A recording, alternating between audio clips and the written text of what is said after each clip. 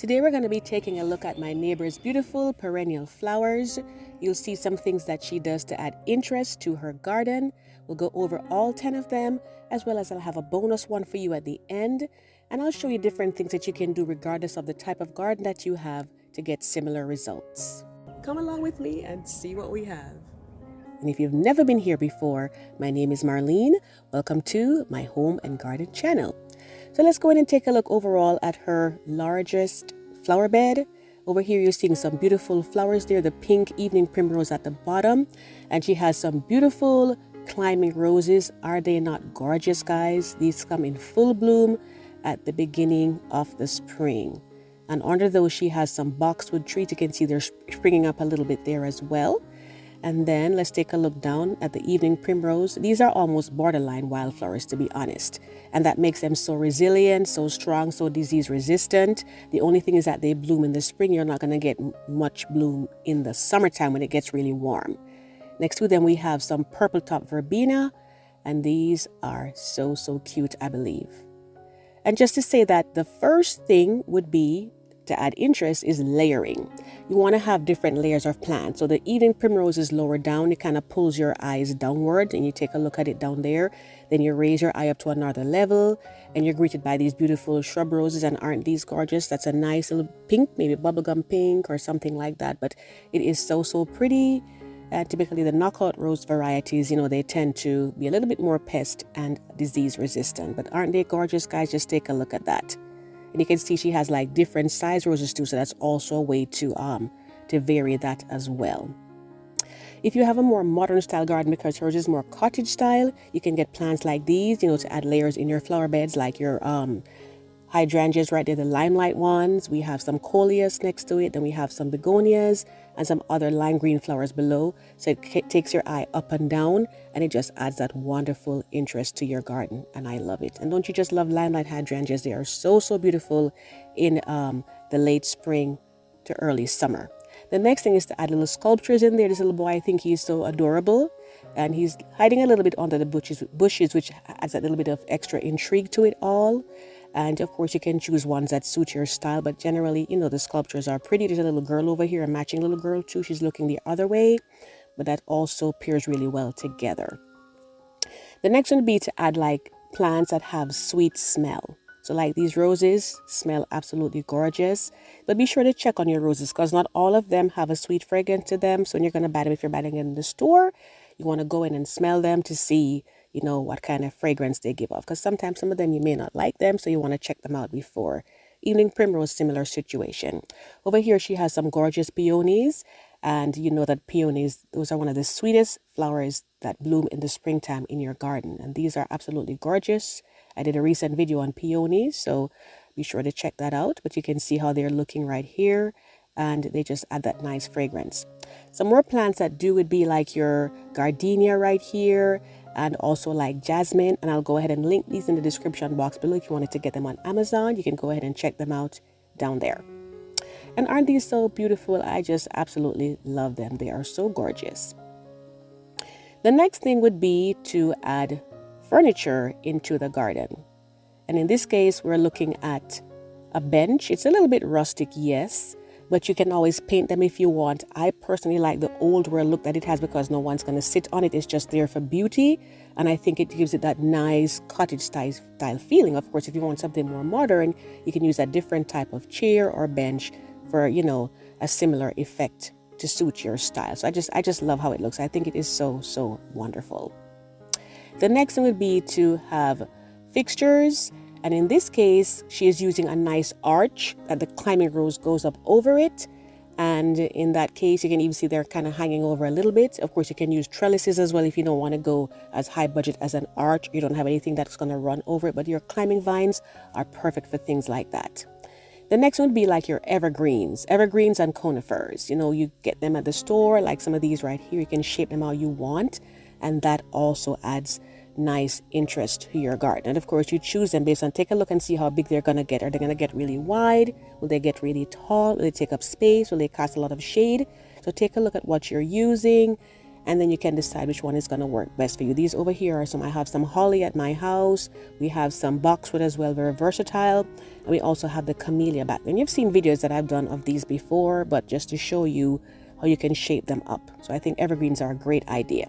Some of them may not necessarily be evergreens. They do last throughout the winter, like these Laura petalum right here. They have a different color, and this also adds more interest because when the flowers that it produces fades, then they have the beautiful color left behind that kind of contrasts with some of the other green things that you might have there. The next point would be to add flowers that attract pollinators. These are some azaleas that she has right here, and of course you can see the bee going on right there. And you also want to get flowers that attract butterflies, especially if you have like kids or grandkids. They love butterflies. Most kids do. You have a few kids that are afraid of bugs, but if they're not, I would say go for plants that bring them in and it's a learning experience for them too. And it's also relaxing for us. This over here is a columbine, and it attracts specific type of pollinators, one of those type of moths that go specifically for it. The next one would be to, make your garden inviting to birds. When you make your garden inviting to birds, they're going to want to come in and you can sit and watch them. It is very relaxing. And they also help to, give you volunteer plants because they eat them and then they drop it somewhere else. And, sometimes they're forming in the very best places for them and you get really good plants, good crops from them and all of that. It's just very interesting to watch them as well, too. And you have birds that come at different times because some of them come all year, like the cardinal right here in the winter. You can see them out there, and if it's a snowy day and you see them against the snow, it is just such a wonderful contrast, and it really helps to lift your mood on some of those dreary days when you look at it and you see the birds going by. So some of the things that you can do for that would be, for example, like this bird feeder right here, or these bird feeders, I should say, and the bird bath. And I will link those in the description box for you if you wanted to get those on Amazon and, see how it works in your space. And of course, let's not forget about our little hummingbirds. We have to make sure that we take care of those little guys. They're always so adorable. None here today, but they always come in every summer. The next one would be to use plants that are good for foliage as well as flowers. So like these are hostas right here, and they're so beautiful. You can see how large this one has gotten. It offers a lot of interest in the early spring just by the leaves and how they're shaped. And then further in the season, like I said, say like early, sometimes midsummer, even late summer, you'll see, or even early fall sometimes, you'll see the flowers on there, and they do attract hummingbirds. So they're doing a triple duty right here. They're giving you beautiful leaves, they're giving you beautiful flowers, and they're also bringing in the hummingbirds. So I just think it's wonderful to make choices like those. The next one would be to use decorative bricks. And you're using decorative bricks. Of course, there are many different types you can use, and they're very easy to assemble. You can get them at your garden center. Some of them are, they're kind of like, more tapered in like these. And of course, the higher you go, the more you're going to spend. But they're typically reasonably priced, and, you have a lot of different options depending on your style. And they even show you like how to stack them, so it gives you an idea. Of course, these prices are subject to change, but this is what they were going for when I stepped over there. And I just wanted to say thank you all so much for subscribing. If you haven't already, be sure to hit the button and tap the notification bell twice. I appreciate you all so much for sharing my videos, using my affiliate links, and most of all, just watching and leaving your comments.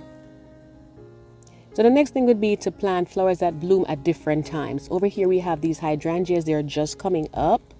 And I'm not sure if you can see them or not, but the little flower heads are coming up, and it's perfect timing because the azaleas right here finished blooming and they're looking a little bit, tired. So that's going to give a nice lift to the area. Over here now we have some, this looks like amaryllis, very, very pretty. It's so gorgeous. And that came in time to, do duty for the peonies that are to the left. And of course you have the purple top right there, but this is what the peonies look like a few weeks ago. You can see it to the right that there were no flowers there. Once these ones faded out, then they came in. If you look below, you're going to see some yellow leaves there. Yes, those are actually from marsh marigolds that were very, very pretty in the very early spring.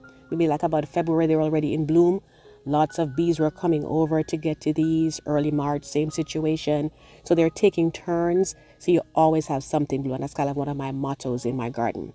Now we take a look at our bonus point, which would be your color scheme. She basically has a monochromatic effect in her garden in the larger flower bed. You can see she has different things on the red out of the color wheel. She has like reds, she has dark pinks, hot pinks, light pinks, different types. But of course you have the option to choose from the opposite side of the color wheel. Like in this case here we have white, we have the chartreuse, we have red, more chartreuse again, so you have that variation. Over here is another beauty right here. This one over here, this is one that I saw on a trip I took and I thought I'd show it to you. Look at all these wonderful colors here. We have purples, we have whites, we have reds, we have orange, and it just really pulls your eyes in and it looks so pretty. So you can try this maybe for one of your container gardens or one of your window boxes and it would be so perfect. Speaking of perfect, the flower of 2024 is the peony. I did a recent video on that, so I'm going to link it at the end for you, so be sure to check it out. I hope this helps you to add interest to your garden. Gardens are just such wonderful places to enjoy. I want to thank you so much for watching, and I do hope to see you in the next video. Take care.